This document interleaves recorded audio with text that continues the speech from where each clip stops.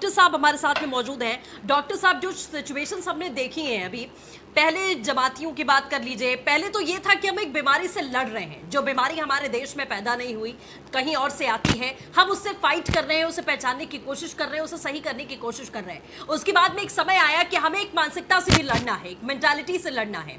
आप लगातार जाहिर तौर पर डॉक्टर्स इस समय, जो कहा जाता था अभी तक कि भगवान का रूप है, लेकिन वाकई में आज प्रैक्टिकली वो चीज हमारे सामने है कि आज अगर हमारे देश में डॉक्टर्स नहीं होते तो क्या होता, उसका कोई अंदाजा नहीं लगा सकता है। डॉक्टर्स के साथ में क्या बदसलूकी की गई वो आपको बहुत अच्छे से मालूम है।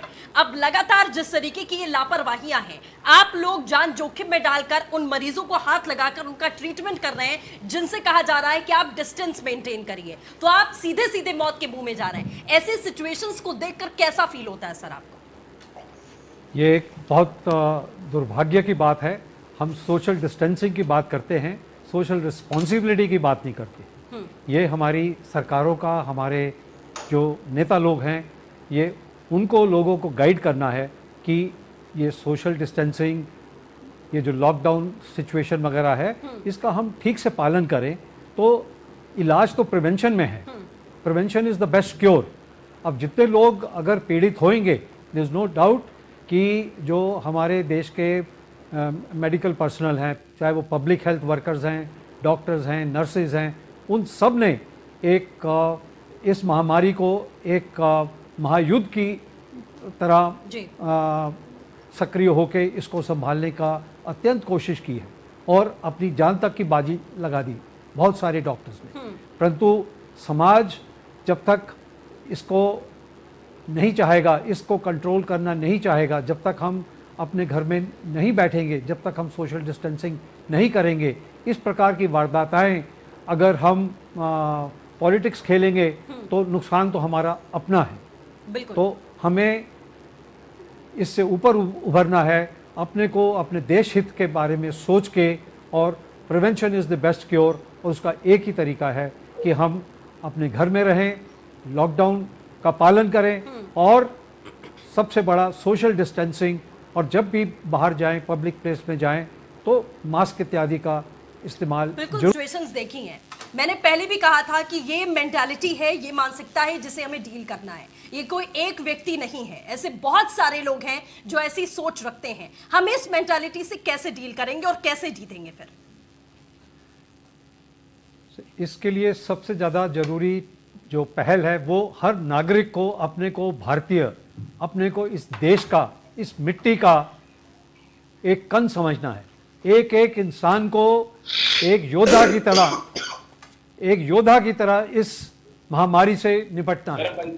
इसके लिए सबसे ज़्यादा ज़रूरी है कि हम सब मिलके हमारे प्रधानमंत्री के बताए, विशेषकर आज के 7 सूत्रों को, उसको हम अमल करेंगे तो उसी में ही हमारा बचाव है। आप जानते हैं कि इस महामारी का कोई इलाज नहीं है, सिर्फ बचाव है।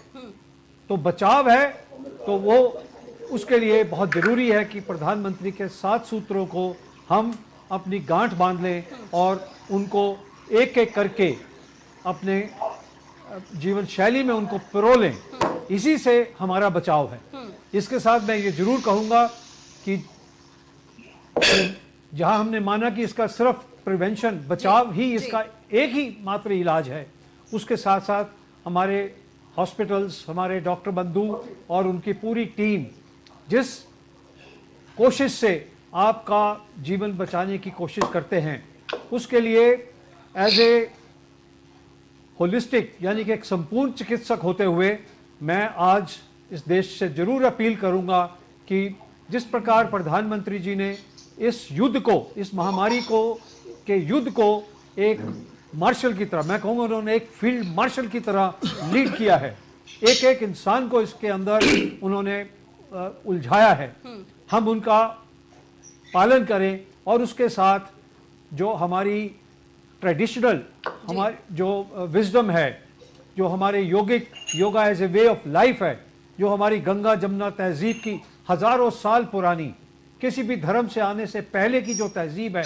जो yoga as a way of life है, उसको हम as a practice, as a जीवन शैली करें।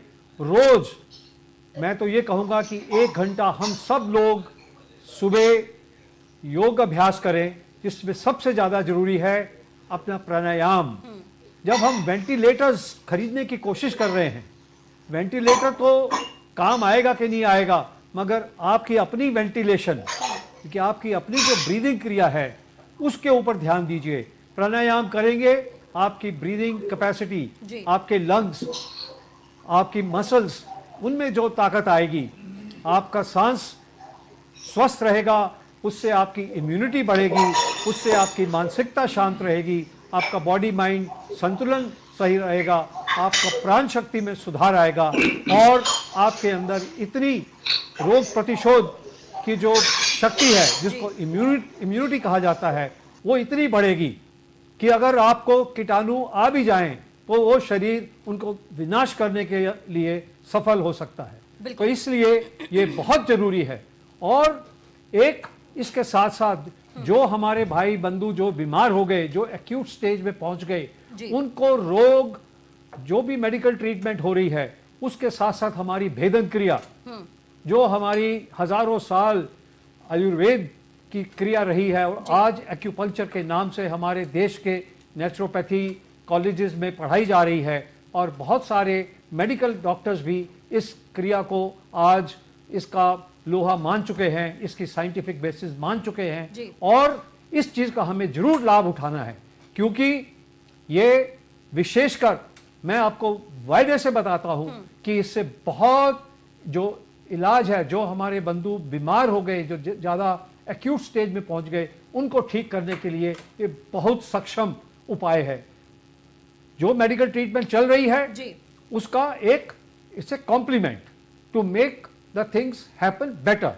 जो भी हमारे एफर्ट है उसका हमें एक अच्छा नतीजा मिले, जिसके तहत मरीजों का इलाज अच्छा हो और बीमारी जल्दी से जल्दी काबू हो और संक्रमण भी ना फैले, क्योंकि इससे जो हमारे शरीर में वायरल लोड है वो भी खत्म हो जाता है और एंटीबॉडीज बनती है। इसमें एक बात जोड़ूंगा, क्योंकि डॉक्टर तुली ने बात करी अभी कॉम्प्लीमेंट्री की, क्योंकि देखिए एक बड़े दुख की बात है और डॉक्टर साहब उस पर और रोशनी डालेंगे, क्योंकि अक्सर हम देखते हैं, चाहे मीडिया की भी बात करें आप या लोगों से बात करें, वो लोग बोलते हैं ऑल्टरनेट मेडिसिन, जबकि डॉक्टर तुली ने ही मुझे अवगत कराया।